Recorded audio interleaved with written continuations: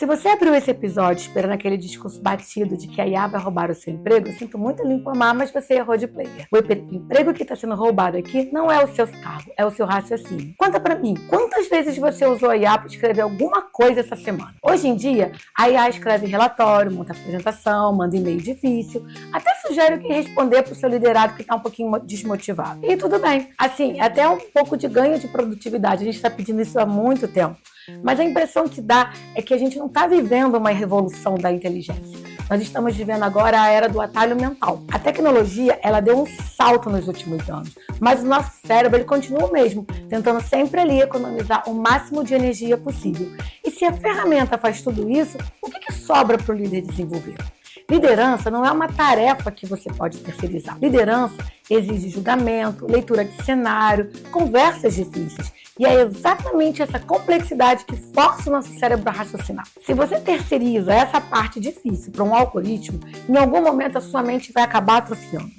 No final, você deixa de liderar e passa apenas a repassar as respostas bonitas e extremamente dramáticas que a IA te dá. Oi, eu sou a Tati e eu continuo por aqui, substituindo o Bruno, e esse é o Spoilers da Vida. Se você está chegando agora, seja muito bem-vindo. Aproveita já para seguir o podcast e ativar as notificações. Assim você não vai perder nenhum papo sobre comportamento e gestão que o Bruno vem produzindo há mais de 7 anos. E se você preferir, também pode acompanhar pelas outras redes sociais. Eu vou deixar todos os links aqui na descrição do episódio para a gente poder continuar conversando. Vamos lá. Liderar pessoas dá trabalho. É lidar com ego, com frustração, com o cara que brigou em casa e não consegue focar direito no código. E aí, um belo dia, aparece um analgésico incrível. Em vez de você ficar gastando neurônios pensando em como você vai falar para aquela pessoa do seu time, que aquilo que ele propôs está horrível, sem acabar com a autoestima dele, você vai lá e pede para a IA dar uma suavizadazinha um pouquinho no seu feedback. O problema é que o texto que a máquina cospe, ele é matematicamente perfeito, mas ele é emocionalmente vazio. É aquela escrita certinha demais, que parece que um robô de pelúcia te abraçou. E bora lá, né, gente? Todo mundo hoje em dia sabe quando aquele texto foi gerado ou não por IA. O psicólogo Daniel Goleman explica que a liderança de verdade, ela existe em um lugar, ela existe ali, na ressonância emocional com as pessoas. É a sua capacidade de ler a sala, é aquela sua capacidade de perceber o desânimo do seu time numa chamada de vídeo de 5 minutos. A IA, ela não está olhando para o olho do cara, ela está ali processando tokens na nuvem. E quando você usa uma ferramenta para blindar você do desconforto de conversar de verdade com as pessoas, você não está sendo produtivo. Você está terceirizando a única parte do seu trabalho que uma máquina não deveria conseguir replicar, a sua humanidade. E eu sei que você usa IA para escrever aquele e-mail toda semana. O resultado ele fica bom, fica mais claro, fica menos passivo-agressivo. Mas preste atenção, depois de 20, 30, 100 e-mails escritos por uma IA, você sabe fazer isso sozinho se a ferramenta não estiver disponível? Ou quando a situação é delicada demais para jogar no prompt? Tipo, demitir alguém? Ou dar um feedback duro para um par teu? Ou, sei lá, tomar uma decisão que não tem uma resposta certa? Tudo isso exige julgamento. E o julgamento, ele se desenvolve fazendo, errando, sentindo o desconforto de decidir sem uma rede de apoio. Mas, pô, beleza. Se o trabalho está sendo entregue, Tati, que diferença faz? É aqui que entra a neurociência. E os dados recentes não são nada fofinhos para quem quer facilitar demais a própria vida. Existe um conceito chamado cognitive offloading, ou esvaziamento cognitivo. É quando a gente delega para as ferramentas tarefas que antes exigiam de nós memória, raciocínio e atenção. E vamos lá, gente. A gente faz isso o tempo todo. Quando a gente anota o telefone numa agenda para não guardar de cabeça, ou quando usa o GPS para não precisar decorar uma rota.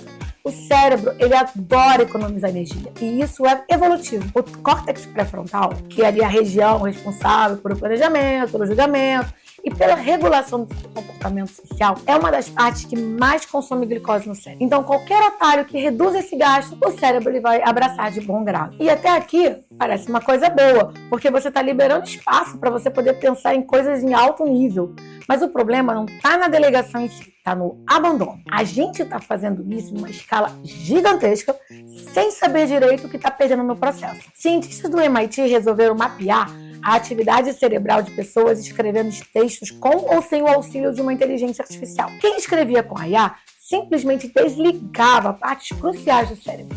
áreas ligadas à memória profunda, à criatividade, quase não davam sinal de vida. A própria revista Times fez uma reportagem onde ela apontou que usuários que confiavam excessivamente na tecnologia, eles apresentam de forma consistente um desempenho inferior nos níveis neurológicos, linguísticos e comportamentais. A literatura ela tem um termo específico para esse fenômeno de perder a capacidade por causa do excesso de facilidade. Chama-se deskilling.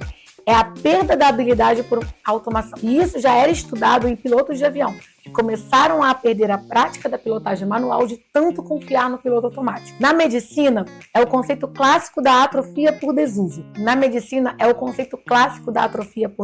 O membro que não é usado, ele perde força e desfaz conexões neurais. O cérebro, ele entende que, se você não usa aquela função, ela não é mais necessária. E na liderança, a lógica é quase a mesma. Ler pessoas, ter empatia real e raciocinar no meio de um caos não são dados que você guarda na nuvem. É como tocar um instrumento. Isso é uma habilidade viva, ela exige presença, ela exige prática constante. Se você só aperta o play no piloto automático e deixa a IA falar por você, a sua capacidade de conectar com o seu time, ela nunca vai acontecer. Quer ver como é que isso acontece na prática? Imagina aquele seu tech lead que sempre pede para a IA revisar um pull request e apontar os problemas antes mesmo dele olhar o código.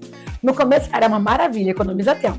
Mas com os meses, esse profissional ele começa a perder aquele olho treinado da revisão, aquele instinto de olhar para uma linha e pensar, isso daqui vai dar problema. Ele perde esse instinto porque ele nunca mais exercitou o raciocínio sozinho. É como se a habilidade dele estivesse aos poucos virando gelatina. Isso me lembra muito aquele filme Wall-E, aquela animação da Pixar. Lembra quando os humanos que vivem na nave, onde tudo era automatizado? E como eles não precisam caminhar porque tem cadeiras flutuantes que resolviam tudo para eles, as pernas deles em algum momento acabaram atrofiando. E, assim, no nosso mercado, ao invés de a gente estar atrofiando as nossas pernas, o que a gente está atrofiando é o nosso raciocínio técnico e a nossa liderança. E por que a gente cai nessa armadilha tão fácil? Porque delegar tudo é muito mais gostoso. Existe um viés psicológico chamado Automation Bias, que é a nossa tendência de concordar cegamente em qualquer resposta automatizada e simplesmente parar de questionar se aquilo está certo ou não. E a explicação para esse comportamento está no funcionamento básico da nossa mente. O psicólogo Daniel Kahneman explica que o nosso cérebro ele opera em 2 sistemas. O sistema 1 é o modo rápido, automático, adora um atalho para economizar energia. Então, quando a IA te cospe uma resposta bonita e plausível, o seu sistema 1 aceita aquilo como uma verdade absoluta só para não ter trabalho. Mas para você questionar aquela resposta, analisar um código ou ler e-mail com um senso crítico, você precisaria ativar o sistema 2, que é o nosso pensamento lento, lógico e deliberado. Só que o sistema 2, ele gasta muita energia. E como a gente está sempre cansado, correndo contra o tempo e sob pressão, o nosso cérebro ele sabota o sistema 2. A IA mal usada, ela empurra a nossa mente para o modo automático o tempo inteiro. Ela desliga a nossa criticidade porque entrega um resultado rápido, confortável e que parece perfeitamente correto. E eu quero aproveitar também e trazer uma camada que a gente nem sempre discute quando fala de IA. O risco da desigualdade. E não é desigualdade de acesso à ferramenta.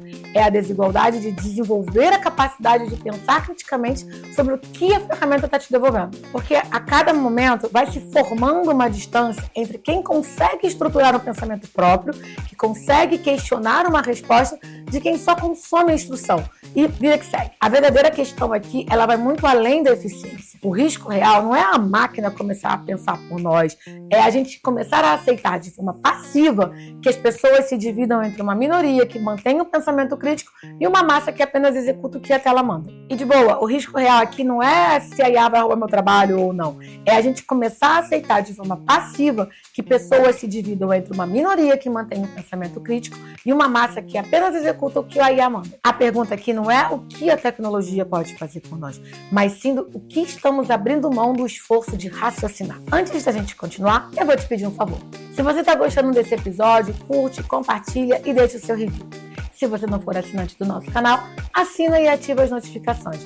Assim você garante que vai receber toda semana aquele conteúdo exclusivo que a gente prepara para alugar um triplex na sua cabeça. Beleza, agora vamos de ações porque ninguém vai parar de usar e também eu acho que não deveria.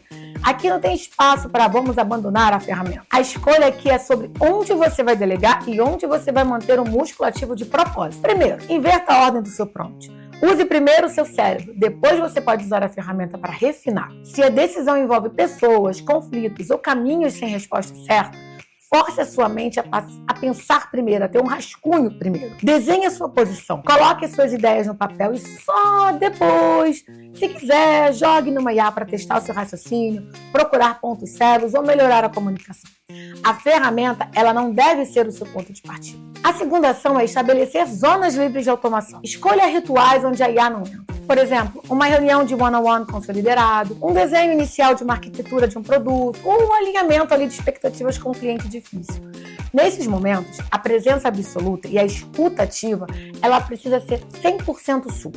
As pessoas percebem quando a sua presença não está sendo autêntica. E por último, faça o que todo atleta de elite faz. Treine em condições difíceis de propósito. Mesmo com uma ferramenta disponível, tenta resolver aquele problema complexo, montar aquela apresentação estratégica ou escrever aquele e-mail delicado como os incas faziam, usando o seu próprio cérebro. É esse treino que garante que a sua capacidade crítica ela vai continuar forte quando o cenário confortável não existir. Então, resumindo para quem está ouvindo lavando louça, tá? A IA fazendo o seu relatório não é o vilão. O risco é a nossa preguiça crescente de pensar.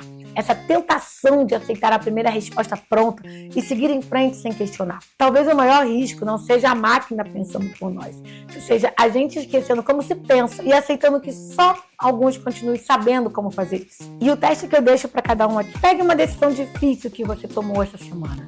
Pergunte para você mesmo, honestamente, quanto daquilo ali foi seu julgamento e quanto foi você aceitando a primeira resposta que a IA te deu. Se a resposta te incomodar, já é um sinal. O Spoiler da Vida fica hoje por aqui. Se esse episódio te fez parar para pensar, compartilha com aquele amigo que anda mandando mensagens perfeitas demais ultimamente. E eu te vejo no próximo episódio. Um abraço e até lá!